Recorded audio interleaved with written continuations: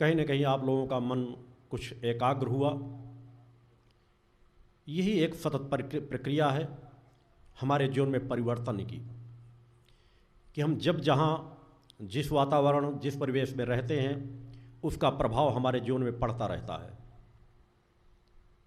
अनेकों शक्ति साधक, अनेकों भक्त जब एक भावना, एक प्रवाह, एक लक्ष्य लेकर के किसी एक स्थान पर एकत्रित होते हैं तो उनकी सामूहिक ऊर्जा एक दूसरे को प्रभावित करती है।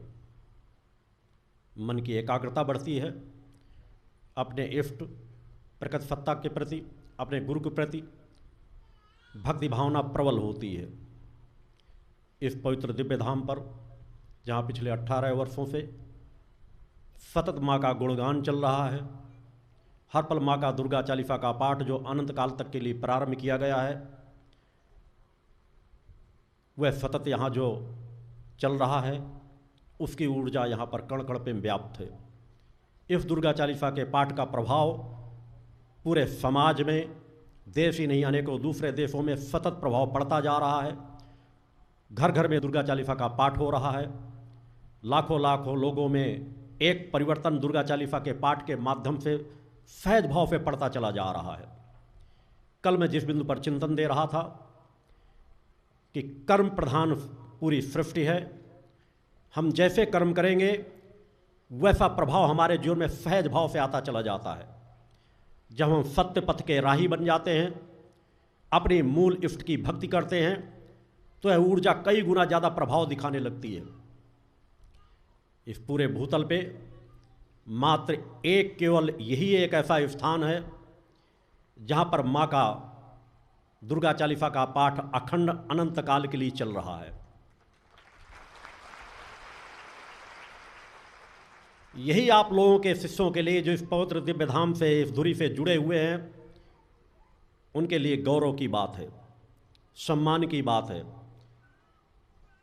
क्योंकि हमें अपने इष्ट पर गर्व करना चाहिए, गौरव करना चाहिए कि हम जिस इष्ट की आराधना कर रहे हैं, जिस माता आदि शक्ति जगत जननी जगदम्बा के हम भक्त हैं, जिनकी हम कृपा चाहते हैं, जिनके हम शिशु बनना चाहते हैं, उस प्रकट सत्ता ने एक तो कृपा हम पर कर ही दी है कि हमारे दिव्य धाम पर उन्होंने अपना गुणगान प्रारंभ कर रखा है।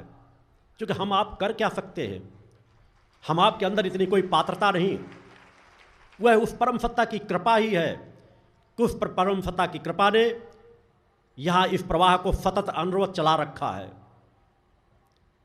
यह सामान्य बात नहीं है। इस कलिकाल के भयावह वातावरण में जहाँ अनियत अन्याय अधर्म का साम्राज्य है, जहाँ अधिकांश संस्थाएं धर्म का चोला पहन करके अनियत अन्याय अधर्म के पथ पर बढ़ रही हैं, वहाँ पर एक ऐसे स्थान पर जहाँ पर अभी किसी भी मूर्ति की स्थापना नहीं की गई, जहाँ माँ के दुर्गा चालीसा के पाठ का भवन भी निर्मित नहीं हुआ, वहाँ पर अखंड अनंत काल के लिए एक सतत चालीसा पाठ चल रहा हो, यह माता आदिशक्ति जननी जगदम्बा की कृपा से ही है। और उस चालीसा पाठ का प्रभाव समाज भाव में सहज भाव से पड़ता चला जा रहा हो, लोगों के अंदर परिवर्तन सहज भाव से आ रहा हो। जहाँ सभी संस्थाएं अपने घुटने टेक चुकी थी, अनियत अन्याय अधर्म को स्वयं स्वीकार कर चुकी थी, जिस तरह हर काल में होता आया है। जब अनियत अन्याय अधर्म का साम्राज्य बढ़ जाता है तो चाहे राज सत्ता हो, चाहे धर्म सत्ता हो, अनियत अन्याय अधर्म के सामने घुटने स्वीकार करके सब कुछ सहज भाव से स्वीकार कर लेती हैं कि ठीक है, जो जैसा चल रहा है चलता रहे, हमारा हित होता रहे, हमें क्या करना है, हमें कुछ सुख सम्मान मिलता रहे, हमें क्या करना है। इसी में देश गुलामी को भी स्वीकार कर चुका है। हमारा देश गुलाम भी रह चुका है, मगर उस गुलामी से भी कुछ चंद लोगों ने जब चिंतन किया, उनके अंदर विचार शक्ति जागृत हुई कि नहीं, हमें गुलामी स्वीकार नहीं है। भले 99% समाज उस चीज़ को स्वीकार कर रहा हो, मगर हम गुलामी को स्वीकार नहीं करेंगे। हमें आज़ादी चाहिए, हमें